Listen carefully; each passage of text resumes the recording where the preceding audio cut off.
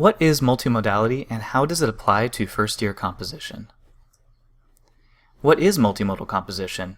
What we first may think is multimodality helps documents look nice. But what is a mode? It is a way or a manner in which something occurs or is experienced, expressed, or done. Think of mode of transportation, for example. Documents such as this one, in this example, contain information that may be presented in a beautiful way through images, font types, colors, and other design elements that are relevant to the topic. How do you think the design choices here help the target audience to better understand the content? We can also think of other words to describe this. Media, for example. Multimodal composing can sometimes be called multimedia composing. Why do we respond to multiple modes in one piece? This is a more complex question, but in general, our audience may consist of people who will respond differently to varying modes of composition or communication. We want to reach them all as effectively as possible. When designing our documents, we tend to use the four main design principles: contrast, repetition, alignment, and proximity, which you'll learn about in this course. While this acronym may seem silly, it is actually a design industry standard. Multimodality also serves many more functions beyond just making composition look nice. It addresses changes in contemporary 21st century society and adapts to new media and technologies. It explores different approaches depending on factors such as genre, context, content, and audience. Multimodal composition helps to further enhance meaning and understanding for an audience through different delivery methods such as written text, visuals and graphics, links and URLs, audio or video clips, and many more. How might all of this information work together to help enhance meaning and understanding? Again, we return to how we share information with the world or specific audiences. If we were writing a newspaper article, we would organize, format, and approach the content to suit the needs of the publication, expected audience, and our own goals and desires.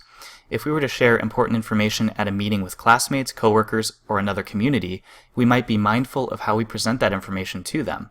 Body language and tone of voice are important, but so is keeping the audience's attention and ensuring they fully absorb the key takeaways. Newspapers have long been multimodal, combining images, graphics, and so much more. Now in the digital press, there are videos, animations, sound clips, and even hyperlinks. All of this serves to provide supporting and complementary information. It not only enhances the reader's experience, but also lends credibility and provides a fuller picture of the information being conveyed. Why use multimodal composition? It is interdisciplinary, transdisciplinary, and multidisciplinary. Multimodal composition can assist in any field of study or any profession. It helps in making rhetorical and strategic decisions in design to help deliver information more effectively to an audience. It keeps in mind that the entire design of a document can impact the reader's understanding and tolerance of a piece of writing, and it helps us prepare to write for the digital world or digital composition.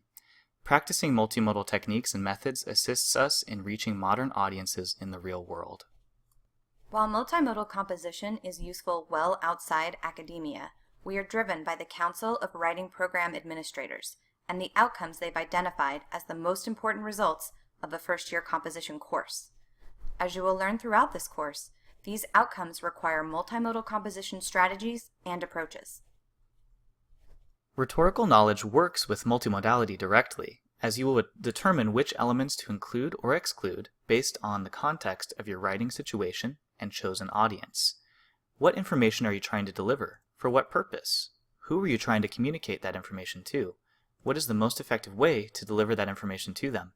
For those of us who are just learning about rhetoric, a nice simple way to think of it is understanding and meeting the expectations of a specific audience with a composition, or communicating information in a way that meets the needs of an audience.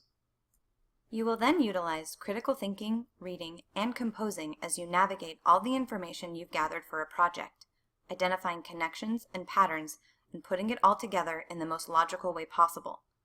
What questions should you be asking as you gather information? What kinds of modalities do you notice as you read? What modalities do you think will most help you communicate your message to your audience? You will also practice processes by continuously adapting and changing drafts and stages of your project throughout your journey in this course, adding, altering, or removing multimodal components whenever necessary. In creating a rough draft, you will work to compose and organize your ideas and make preliminary decisions about the modes you think will most suit your audience. Through peer review, instructor, and writing mentor feedback, you will find out how well your initial ideas matched your audience's needs, what questions they had, and how they think you might best bring your ideas to life. In the revision process, you will judge what feedback to include based off a new understanding of audience perception, which will result in a final draft that has a better chance of meeting the audience's expectations.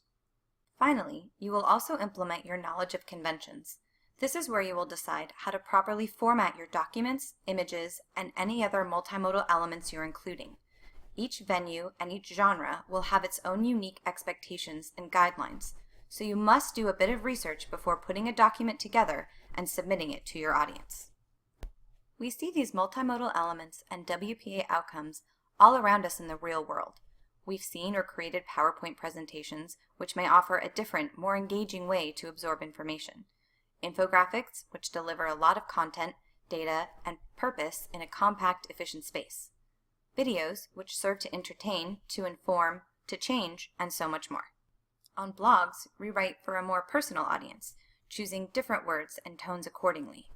On social media, we make use of images, videos, GIFs, surveys, stories, memes, hashtags, and so on, all while keeping in mind our friends and family have short attention spans, or perhaps there's a character limit on that tweet we're sending.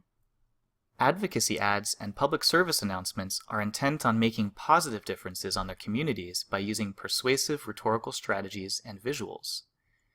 These concepts are similar to many topics we will explore in this course, particularly when considering persuasive language and imagery and how these can affect an audience. What composing genres utilize multimodality? While many of the traditional genres of writing may not be known for much multimodality at all, times are changing. Many different genres, companies, and entire fields are switching to more multimodal digital composition styles. Reports, memos, and proposals are composed for many different venues and audiences, but they can generally be enhanced by strategic placement of tables, lists, headers, clever formatting of text, and so on to make the information as easy and quick to read and navigate through as possible. While essays and letters don't seem to be traditionally multimodal, there are many occasions when it may be effective to use hyperlinks, images, charts, graphs, figures, photographs, headers, and so on in these genres. Product reviews, posters, and wikis each utilize different methods to draw the audience's eyes to certain parts, guide them through the document in a specific way, and learn relevant information at strategic times. How do all these multimodal elements come together across the world? What fields, disciplines use multimodality? All fields and disciplines tend to use multimodal methods at least some of the time. Can you think of any right now? When engineers, scientists, technicians, and so on are all working on massive projects or research endeavors, it is useful to provide information multimodally. Sometimes one must go through many different reports and documents that are extremely lengthy, so delivering essential information in easy to locate and easy to understand ways is essential. However, these are only just two of the many disciplines out there that use multimodal composition and communication to great effect. Effective communication can be subjective, and it varies according to the situation, audience, context, and so on. A news article will look very different from an engineering report, for example. Each area will have different standards for what makes a composition effective. Effective communication is rhetorical, which makes it always contextual, dependent on satisfying the expectations of specific audiences. There are a few important items to keep in mind when aiming for effective multimodal communication. Do these multimodal elements serve a purpose within the composition? Are these multimodal elements appropriate for the targeted audience? Are these multimodal elements appropriate for the genre? Is the purpose of each multimodal element fully and sufficiently explained and contextualized within the composition? And How does this multimodal element support the text of the composition? Remember, multimodal composition can be used in a vast variety of situations throughout our everyday lives. In school, at work, on social media, in personal communications, and on and on. Keep practicing, keeping in mind that you can implement everything you learn in class, or perhaps by noticing multimodal techniques you already use. If you have any questions, please contact your group instructor or writing mentor.